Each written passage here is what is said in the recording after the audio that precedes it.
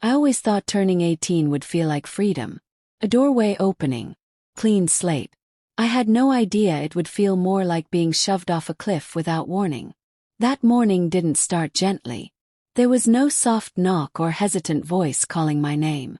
I was jolted awake by hands gripping my shoulder and a shout so loud it made my ears ring. Before my eyes even adjusted to the light, my foster father was standing over me. His face twisted with a rage I'd never seen so clearly before. "Get up," he barked. "Get your stuff and get out." Thought it was a joke. Bad one. My birthday had always been complicated but never violent. I tried to sit up, still half asleep, asking what he was talking about. That was when his foot hit the side of the bed, hard enough to rattle the frame. I said, "Get out of my house." I stumbled into the hallway, my heart racing, my mind scrambling for logic. My foster mother stood near the door, arms crossed, eyes cold. She didn't look surprised. She looked prepared. She repeated his words like a script she'd memorized. "You need to leave. Now." Asked why. I begged, actually. I reminded them I had nowhere to go, no car, no savings. I had just turned 18, barely an adult in any way that mattered. My voice cracked as panic set in. That's when something ugly slipped out of me. Years of silence, confusion, and unspoken hurt boiled over in one desperate question. Is this because I'm black? The room went quiet. My foster father scoffed. That's not it.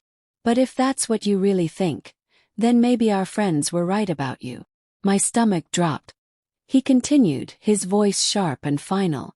We never loved you. We never saw you as ours. We don't want anything to do with you anymore.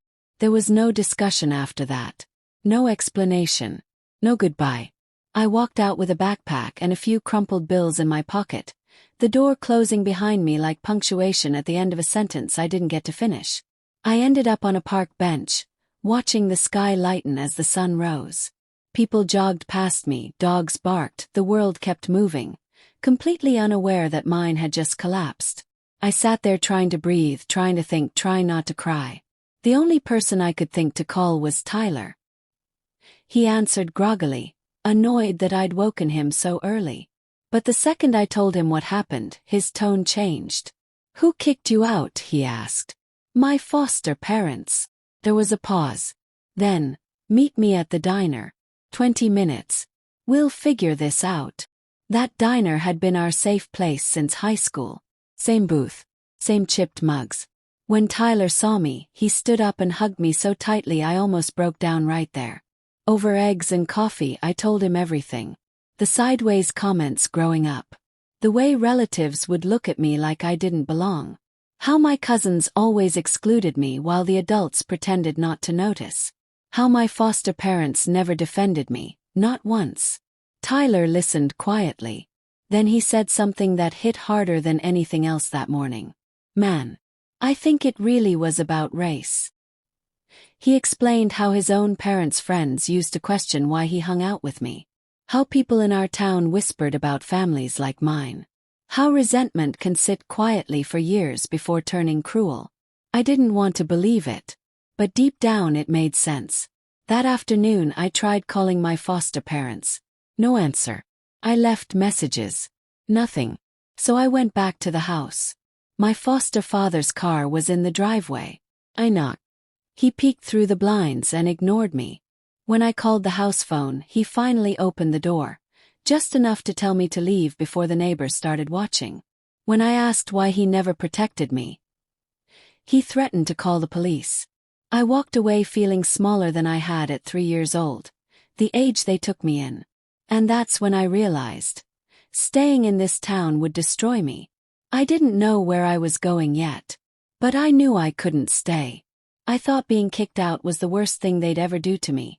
But years later I would learn the real reason, and it would shatter what little trust one had left. Making the decision to leave my hometown was terrifying, but staying felt worse. Every street held a memory. Every corner whispered reminders of what I'd lost overnight. I packed what little I owned into a worn duffel bag and boarded a bus heading north, telling myself that distance might give me clarity, even if it didn't give me comfort. The city I landed in was bigger, colder, and completely unfamiliar. I didn't know a single person there. The bus station smelled like stale coffee and exhaustion, and for a moment I wondered if I'd made a terrible mistake. But there was no going back.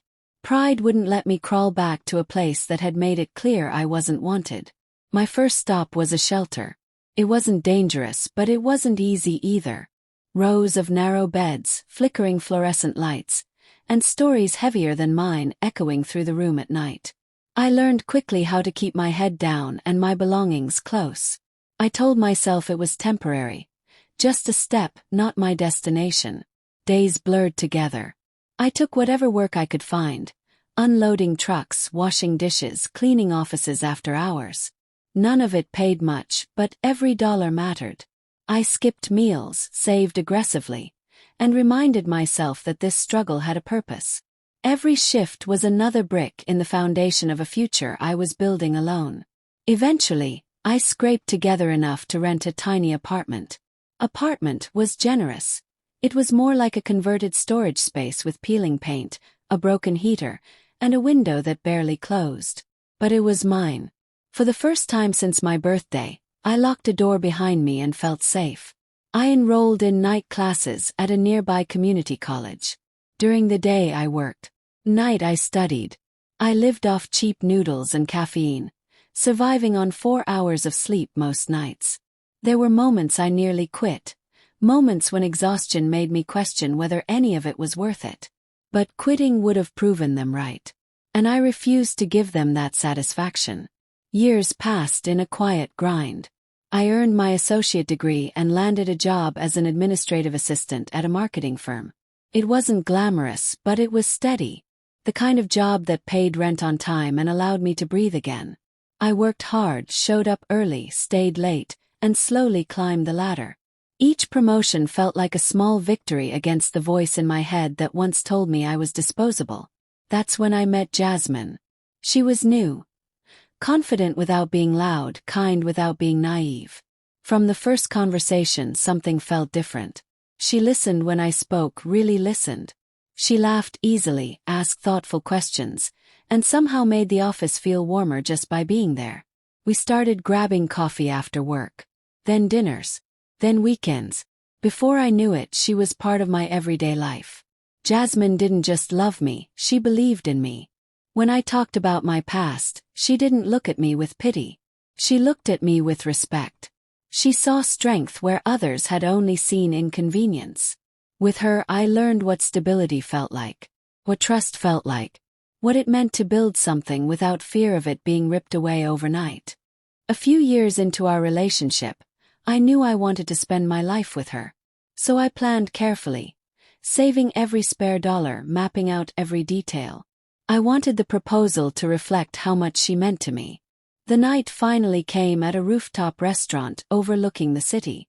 The sunset painted the sky in soft gold and pink hues, and Jasmine couldn't stop smiling.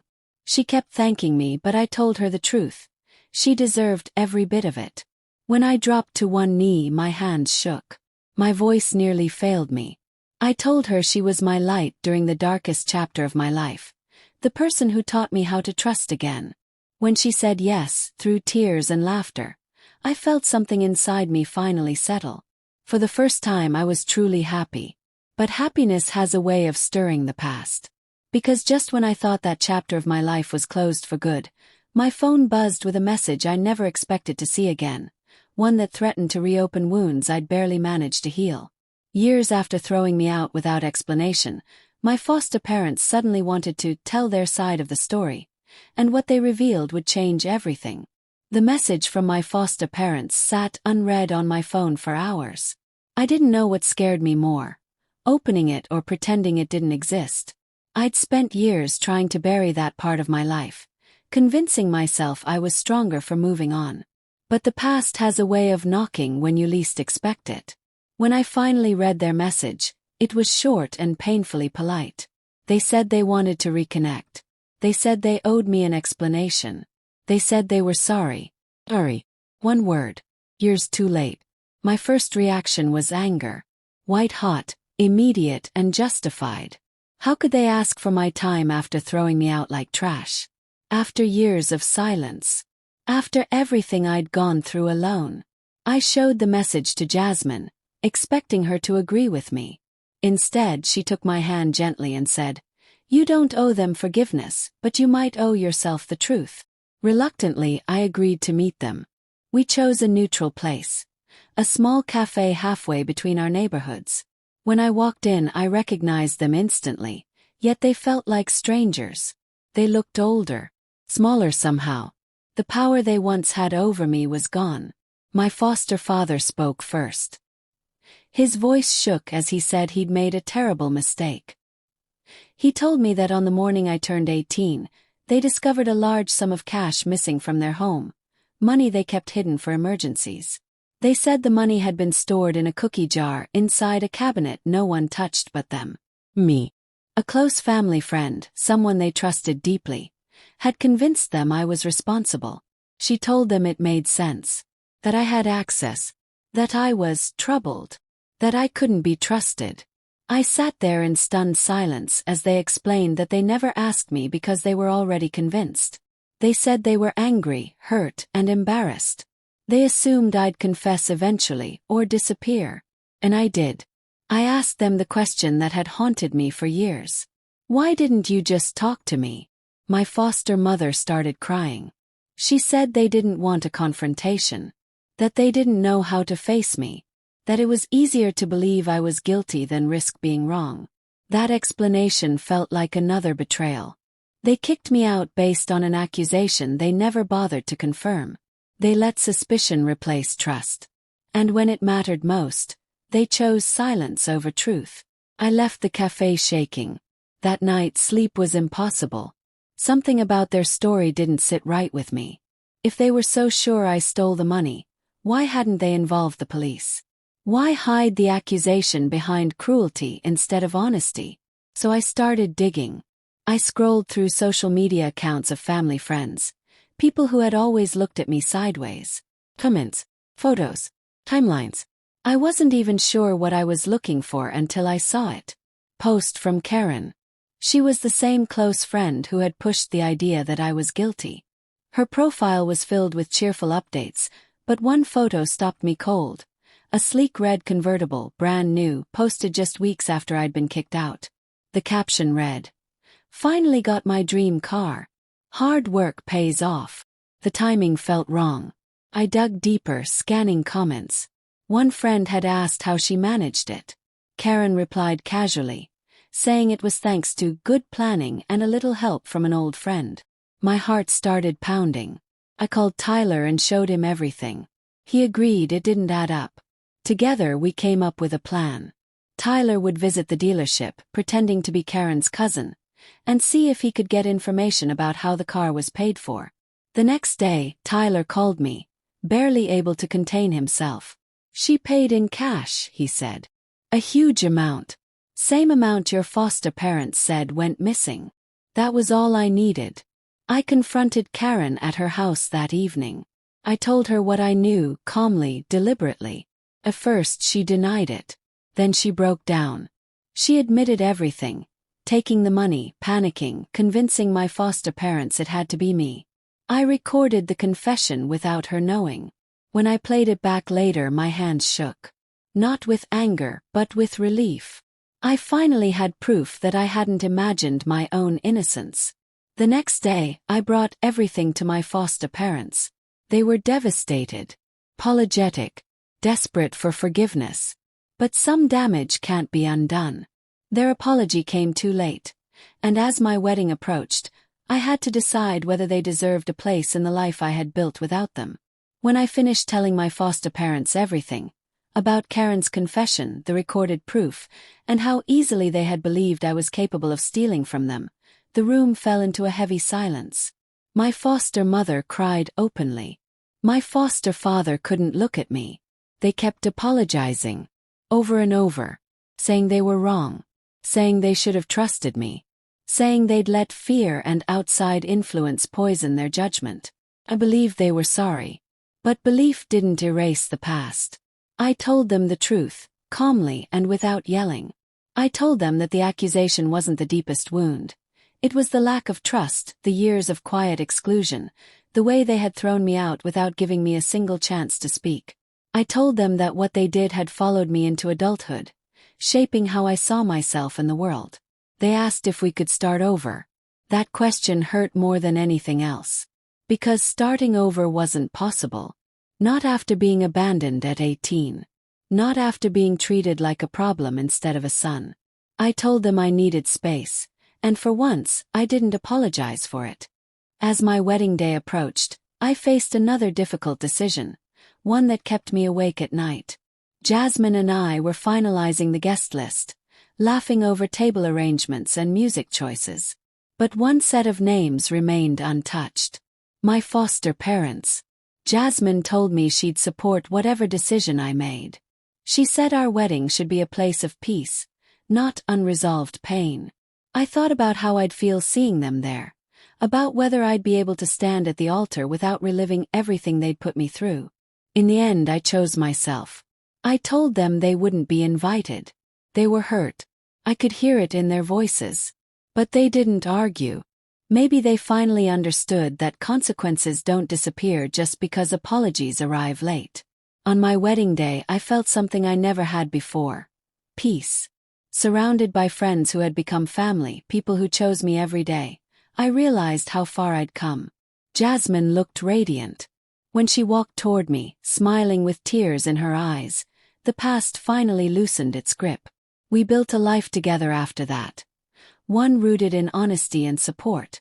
We bought a house, talked about starting a family, and celebrated every milestone, big and small. My career continued to grow. I earned a management position at work, something I once thought was impossible. Every success felt earned. Occasionally, my foster parents reached out, especially during holidays. They apologized again, asked for another chance. Each message stirred complicated emotions. I didn't hate them anymore, but I didn't trust them either. One night, I admitted to Jasmine that holding on to my anger was exhausting. She listened, then said something I'll never forget. Forgiveness doesn't mean letting them back in. It means choosing peace for yourself. Her words stayed with me. I realized that while I'd moved on physically, part of me was still carrying the weight of what they'd done. So I made a choice, not for them but for me. I forgave them. Not with a phone call or a reunion, but quietly, in my own heart. A few months later, I wrote them a letter. I told them I forgave them, but that I wasn't ready for a relationship. I wished them well and made my boundaries clear. Sending that letter felt like setting down a burden I'd carried for years. Life didn't magically become perfect after that, but it became lighter.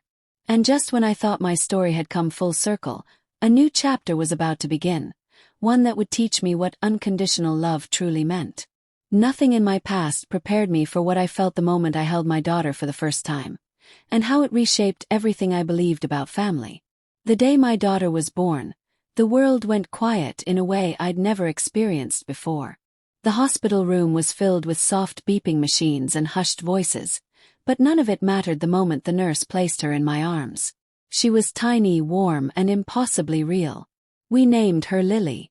As I held her, something inside me shifted. I felt a kind of love that didn't ask for conditions, explanations, or proof. Simply existed. In that moment I made a promise, to her and to myself, that I would never let her feel the kind of abandonment I once did. No matter what, she would always know she was wanted. Becoming a father forced me to look at my past differently. I stopped asking why my foster parents failed me and started asking how I could do better. I wanted to be present, patient, and protective in ways I never experienced. Jasmine and I took turns during sleepless nights, laughing through exhaustion, learning together as we went. Our home became a place of warmth, filled with late-night feedings, quiet moments on the couch, and the simple comfort of knowing we belonged to each other. Meanwhile, my foster parents continued to reach out.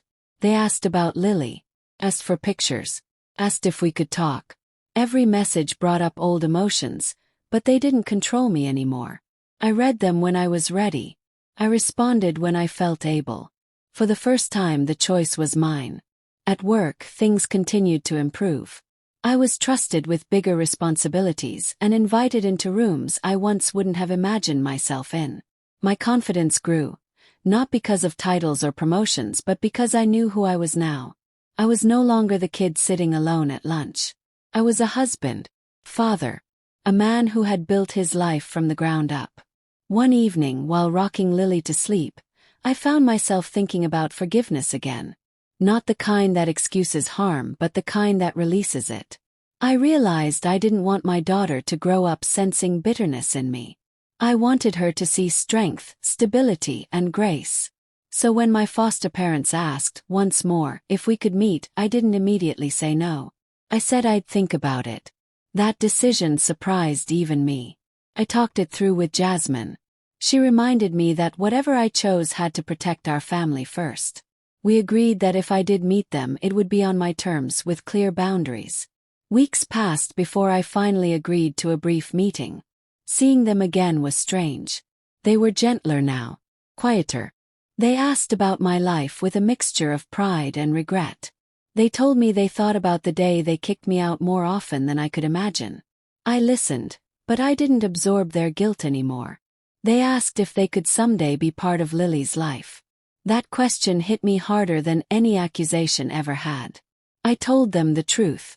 I said maybe someday, but trust takes time. I said being family isn't about biology or history. It's about showing up, consistently and without conditions. They nodded, accepting my answer without pushing. That alone told me how much things had changed. When I left that meeting, I didn't feel anger. I didn't feel relief either. Felt closure. Because I finally understood something I'd spent my whole life searching for. Family isn't who raises you. It's who chooses you and keeps choosing you. Just when I thought the past had lost its power, one final realization would redefine what healing truly meant for me, and for the family I'd built. Healing isn't a single moment. It's not a conversation, a letter, or even forgiveness. It's a series of choices you make every day, especially when old wounds try to reopen. I didn't realize that until life slowed down enough for me to truly reflect on everything I'd been through. Watching Lily grow became my greatest teacher.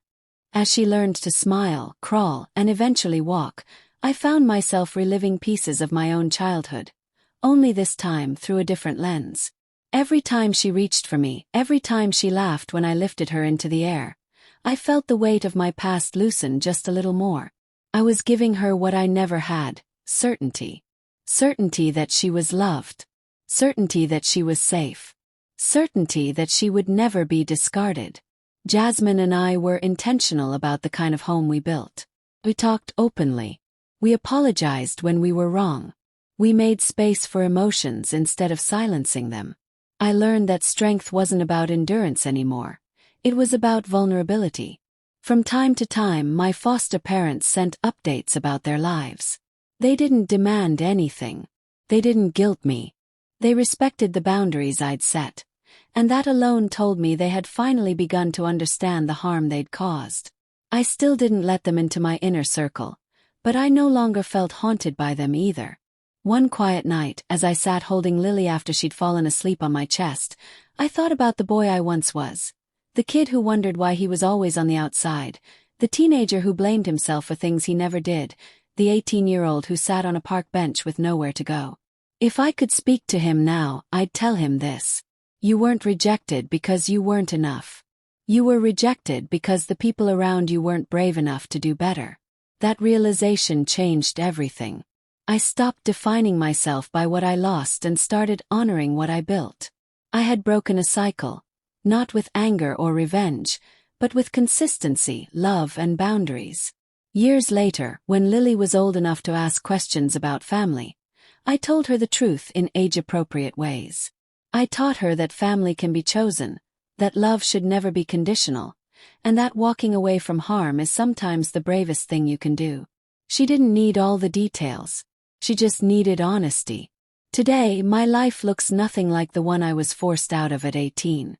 And I'm grateful for that. I have a partner who stands beside me, a child who reminds me why healing matters, and a future that feels earned, not borrowed. The pain didn't disappear overnight. Some scars never fully fade. But they no longer define me. They remind me how far I've come. And every time I tuck my daughter into bed, I know with absolute certainty that the story didn't end when I was kicked out. That was just the beginning. Sometimes the family that breaks you teaches you exactly how to build one that never will.